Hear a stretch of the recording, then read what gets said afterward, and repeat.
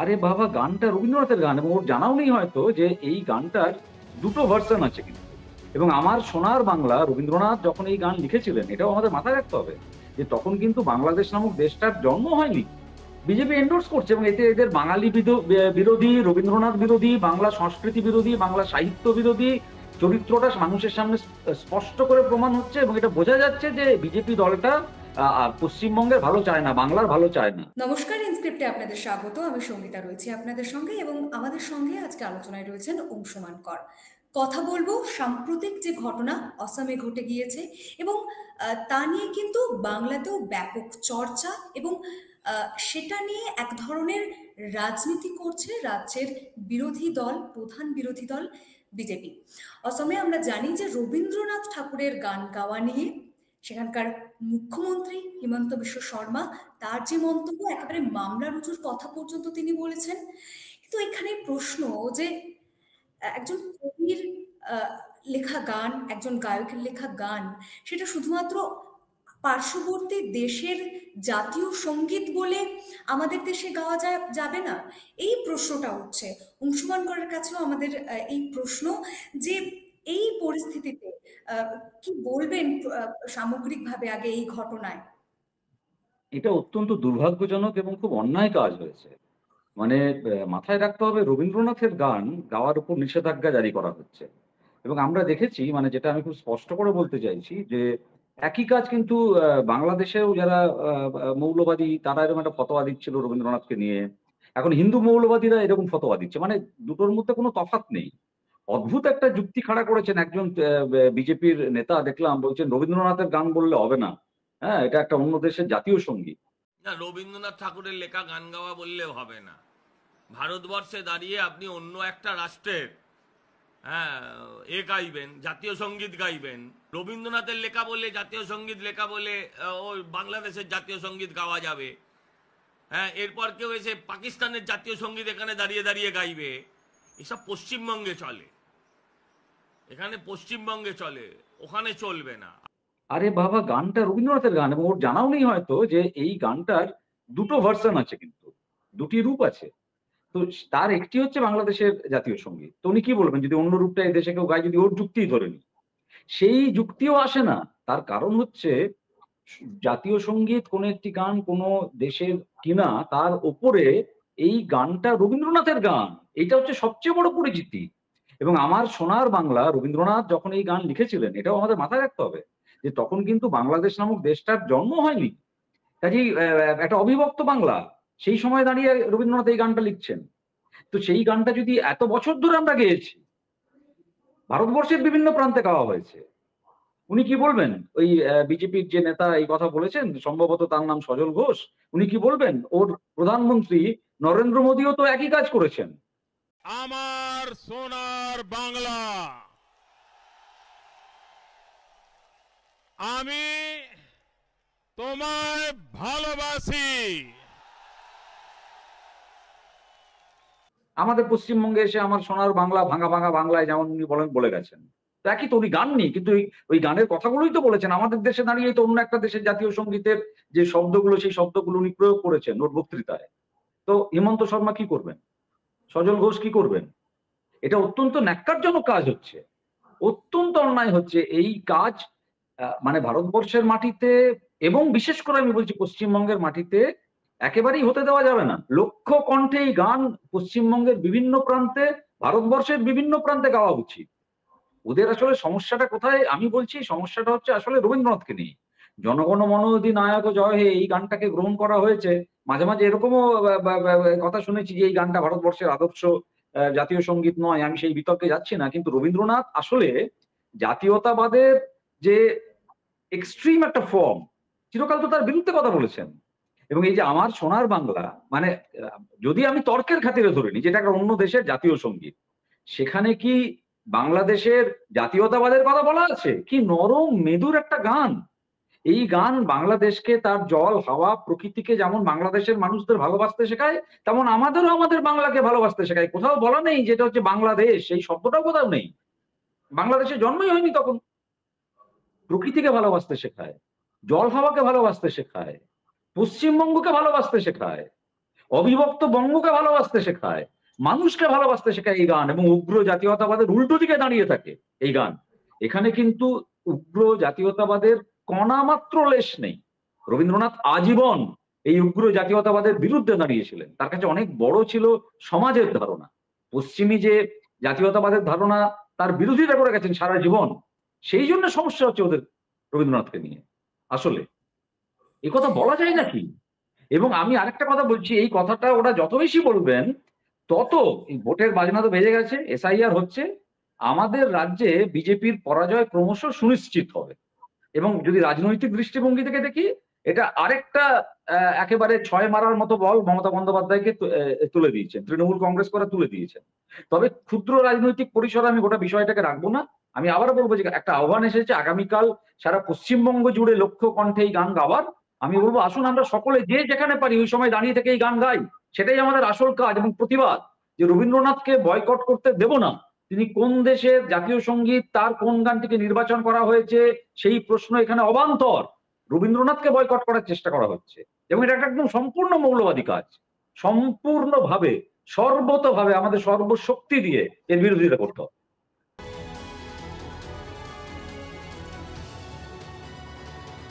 BJP endorse করছে এবং এতে এদের বাঙালি বিরোধী, রবীন্দ্রনাথ বিরোধী, বাংলা সংস্কৃতি বিরোধী, বাংলা সাহিত্য বিরোধী চরিত্রটা মানুষের সামনে স্পষ্ট করে প্রমাণ হচ্ছে। এবং এটা বোঝা যাচ্ছে যে বিজেপি দলটা পশ্চিমবঙ্গের ভালো চায় না, বাংলার ভালো চায় না।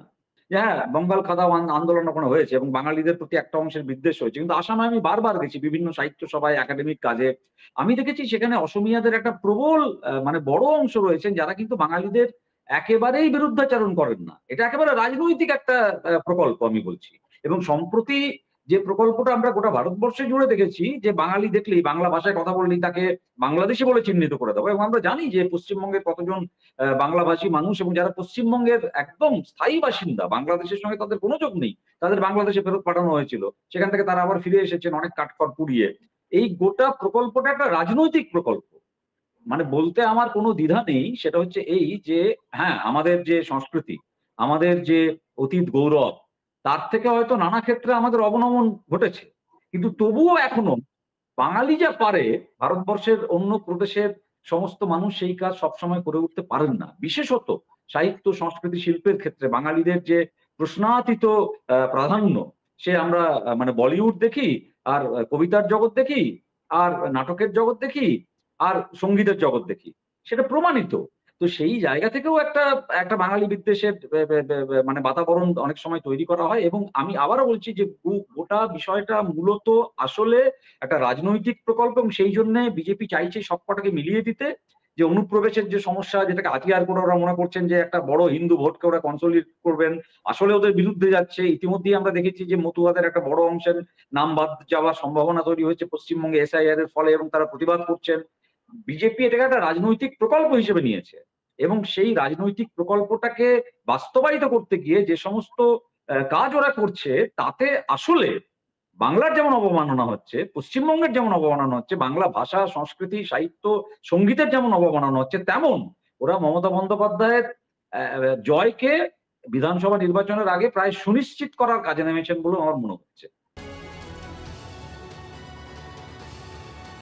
দেখো, তাদের সর্বতভাবে প্রতিবাদ করা উচিত, কিন্তু দুঃখের হচ্ছে আমি দেখছি গুটি কয়, এখনো পর্যন্ত আমার যে চোখে এসেছে, যে গুটি কয় মানুষ ছাড়া কিন্তু সেই অর্থে বিরাট ভাবে যে এই ইস্যুটা নিয়ে প্রতিবাদ করেছে মানুষ, তেমনটা কিন্তু আমি দেখলাম না। মানে বিশেষ করে বুদ্ধিজীবী সম্প্রদায়ের মানুষজন, বরং আমি দেখছি যে রাজনৈতিক নেতারা বেশি কথা বলছেন।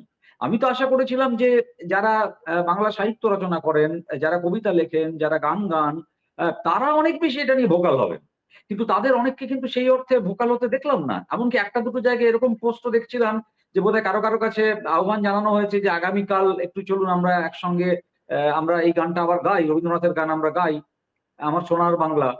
তারা বোধহয় সেই আবেদনে সাড়া দেননি। কিসের এত ভয়? কোথায় ভয়? কেনই বা ভয় পাবো? আমাদের পশ্চিমবঙ্গের যে ঐতিহ্য, সেই ঐতিহ্য হচ্ছে সাম্প্রদায়িকতার বিষ বাষ্পকে আমরা চিরকাল তাড়িয়েছি। সাম্প্রদায়িকতার বিষ আমাদের রাজ্যে কখনো প্রবেশ করতে পারেনি। সেই বিষময় ফল কখনো এ রাজ্যে সেই অর্থে ফলবতী হয়নি। এটাই তো আমাদের ঐতিহ্য। বাবরি মসজিদের পরে তো এ রাজ্যে সেভাবে দাঙ্গা হয়নি। সাম্প্রতিক সময়ে কোথাও কোথাও ছোটখাটো বিচ্ছিন্ন কিছু ঘটনা ঘটেছে, কিন্তু মোটের উপর সাম্প্রদায়িক সম্প্রীতি যে তা তো আমাদের রাজ্যে আমরা অক্ষুণ্ণ রেখেছি। তো সেইখানে যখন এরকম একটা কথা বলা হচ্ছে, এবং রবীন্দ্রনাথ যাকে না হলে আমাদের অনেকের দিন রাত্রি বৃথা, আমি আমাদের অর্থে বলছি বিশেষ করে সাহিত্যিক, কবি, লেখক, শিল্পী, সঙ্গীতকার, গায়ক, অভিনেতা, অভিনেত্রী, তাদের তাদের তো আরো সমষ্টিগতভাবে আরো বড় আকারে প্রতিবাদ করা উচিত ছিল। সেখানে আমি একটুখানি হলেও আশাহত হয়েছি। তো কয়েকজন করেছেন, ডেফিনেটলি কয়েকজন করেছেন, কিন্তু যে আকারে এই প্রতিবাদটা হওয়া উচিত ছিল ইতিমধ্যেই, সেই আকারে কিন্তু এই যে প্রশ্নটা তুমি করলে সেই অংশের কাছ থেকে সেই আকারে কিন্তু আমরা এই প্রতিবাদটা পাইনি, বরং এটা অনেক বেশি রাজনৈতিক ইস্যু হচ্ছে। আমি বলছি যে এটা রাজনৈতিক ইস্যু, ডেফিনেটলি রাজনৈতিক ইস্যু, কিন্তু যে মানুষটির উপরে নিষেধাজ্ঞা নামানো হচ্ছে, পশ্চিমবঙ্গে দাঁড়িয়ে একজন মানুষের স্পর্ধা হয় কি করে এই কথা বলার, যে রবীন্দ্রনাথ বললে হবে না, এটা একটা অন্য দেশের জাতীয় সঙ্গীত। সবার আগে তো তার বিরুদ্ধে রাষ্ট্রদ্রোহের মামলা জারি করা উচিত। তার কারণ ভারতবর্ষের জাতীয় সঙ্গীতের রচয়িতা যে কবি, তিনি তাকে অপমান করছেন।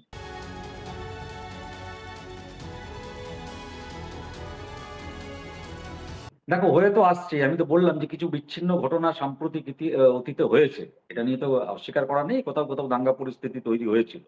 এটা তো হতোই না আগে পশ্চিমবঙ্গে এভাবে। বহু আগের কথা বাদ দাও তুমি, স্বাধীনতা পূর্ববর্তী সময়ের কথা বাদ দাও, তারপর তো আমরা দেখিনি এটা। এটা যে হচ্ছে, এবং মানতেই হবে যে জাভেদ আখতার এবং শ্রীজাত যে দুজনের কথা তুমি বললে, দুটি ক্ষেত্রেই খুব অন্যায় করা হয়েছে। এবং সেখানেও কিন্তু আমি আরেকটা কথা বলছি যেটা খুব আনফরচুনেট, দুটি ক্ষেত্রেই কিন্তু দুটি সাহিত্য সংস্থা এই অনুষ্ঠানগুলি বাতিল করেছে। সরকার কিন্তু করেনি সরাসরি। একটি হচ্ছে সাহিত্য একাডেমি এবং আরেকটি হচ্ছে সরকারি আনুকূল্যপ্রাপ্ত সংস্থা, আরেকটি হচ্ছে উর্দু একাডেমি, পশ্চিমবঙ্গ উর্দু একাডেমি। সেখানে তাদের মাথায় কারা আছেন? মাথায় আছেন বিভিন্ন সাহিত্যিকরা।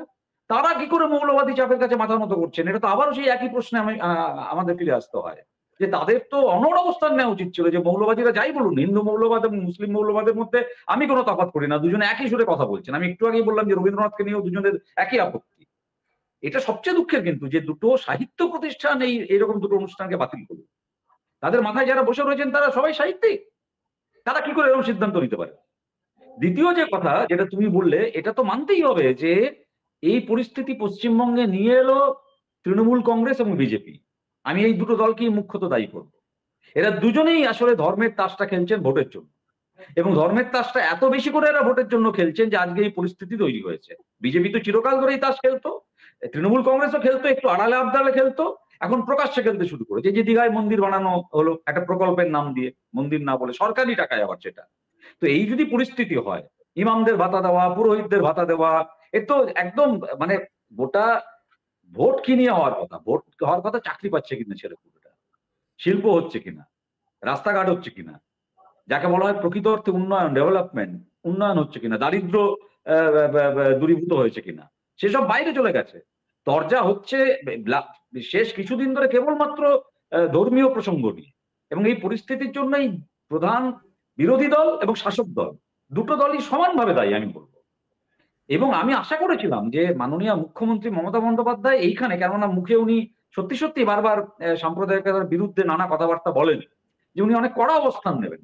কিন্তু আমি দেখলাম যেটা, সেটা হচ্ছে না, উনিও তো আসলে স্রোতেই ভাসছেন, বা আরো সোজা কথায় বলতে গেলে বলতে হয়, আমার কোথাও কোথাও মনে হচ্ছে, যেটা অনেক সময় বামেরা বলে থাকেন, কথাটা ভুল না, যে কোথাও একটা কি তাহলে এই দুটো দলের মধ্যে গোপন একটা সমঝোতা আছে, যে এই ইস্যুগুলোকে ভোটের রাজনীতির ইস্যু করে দেওয়া হয়, যাতে অন্য যে শক্তিগুলো আছে তারা হালে একেবারে পানি না পায়, এবং সারাক্ষণ মানুষ চিন্তিত হয়ে পড়ে এই ধর্মের ইস্যুটা নিয়েই, যে কোথায় রবীন্দ্রনাথকে গান গাই, রবীন্দ্রনাথের গান গাওয়ার জন্য কাকে কোথায় শাস্তি দেওয়া হবে, কোথায় শ্রীজাতকে আটকানো হবে, কোথায় জাভেদ আখতারকে আটকানো হবে, আর কোথায় মন্দির হবে, আর কোথায় মসজিদ হবে, এই নিয়ে বিতর্ক চলুক। মানুষের প্রতিদিনের বেঁচে থাকার জন্য যে যে ইস্যুগুলো সবচেয়ে গুরুত্বপূর্ণ, সেগুলো ভোটের আঙিনায় একেবারে গুরুত্বহীন হয়ে উঠুক, ওই মুসলিম অনুপ্রবেশ নিয়ে তর্ক চলতে থাকুক। এই কি তাহলে দুটো দলেরই একটা পরিকল্পিত, আমি বলবো যে একটা ছক, যেটা ক্রমশ যত ভোট এগিয়ে আসছে সামনে স্পষ্ট হচ্ছে?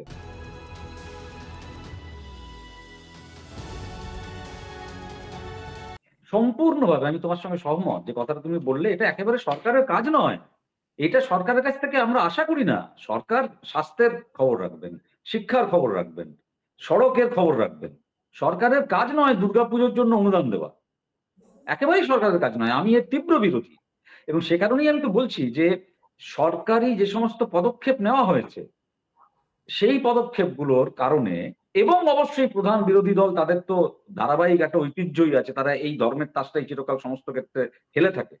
কিন্তু রাজ্য সরকার যে ভূমিকা নিয়েছে আনফরচুনেটলি বিভিন্ন ক্ষেত্রে, তার কারণে, এবং শাসক দলও যে ভূমিকা নিয়েছে সরকারের বাইরে, তার কারণেই দুর্ভাগ্যজনকভাবে আজকে আমাদের এই বিষয়গুলো নিয়ে কথা বলা হচ্ছে এবং মৌলবাদীদের হাত কিন্তু প্রকারান্তরে শক্ত হচ্ছে। আমি তোমার কথার সঙ্গে একমত যে তুমি যদি ধর্মীয় প্রতিষ্ঠানগুলোকে সাহায্য করতে থাকো নানা রকম ভাবে সরকারের তরফ থেকে প্রত্যক্ষভাবে, তাহলে সেটা কিন্তু ভুল বার্তা দেয়। তুমি মনে করছো দুটো সম্প্রদায়কে আমি সন্তুষ্ট করছি, আরে তার বাইরে আরো একটা বিরাট অংশের মানুষ আছেন যারা এই দুই সম্প্রদায়ের অন্তর্ভুক্ত নন, বা এই দুই সম্প্রদায়ের মধ্যে এমন অনেক মানুষ আছেন যারা মনে করেন যে আমার মন্দির চাই না, আমার মসজিদ চাই না, আমার ছেলেটা যেন একটা কাজ পায়। তুমি তো সেই সম্ভাবনাগুলোকে অঙ্কুরে বিনষ্ট করছো। এবং খুব সচেতনভাবে আমি আবারও যে কথা বলছি, আমার মনে হচ্ছে যে এই দুই দলের মধ্যে কোথাও একটা গোপন সমঝোতা আছে যে যত বেশি করে আমরা এই কাজটা করব, তত বেশি করে বাংলার ভোটটা পোলারাইজড হবে এবং মানুষের যে মূল সমস্যাগুলো, সেই মূল সমস্যাগুলো ভোটের ফলাফলে কোনো রকম প্রভাব ফেলবে না। সেই কাজে তারা সফল হচ্ছেন। এবং আমি এখানে ধন্যবাদ দিচ্ছি যে অল্টারনেটিভ মিডিয়াকে, কেননা মূল স্রোতের মিডিয়াগুলো গতানুগতিক পথেই হাঁটছে অধিকাংশ সময়। এই একটা পোলারাইজ জায়গার মধ্যেই তারা গোটা বিষয়টাকে রাখার চেষ্টা করছে। তার বাইরে এই অল্টারনেটিভ মিডিয়াগুলো কিন্তু যে বিকল্প যে মাধ্যমগুলো আমাদের সামনে ক্রমশ অডিও ভিজুয়ালি এসে উপস্থিত হয়েছে, তাদের একটা গুরুত্বপূর্ণ ভূমিকা আছে। তারা একটা লড়াই করছেন ঠিকই, কিন্তু কিন্তু তাদের শক্তি কতটুকু আমি সত্যিই জানি না। এবং যে জন্য আমার আশঙ্কা হচ্ছে, তুমি যে কথা বললে যে সাম্প্রদায়িক মেরুকরণ আমাদের রাজ্যে যদি এই ভূমিকায় রাজ্যের শাসক দল এবং প্রধান বিরোধী দল পালন করতে থাকেন, আগামীতে আরো দৃঢ়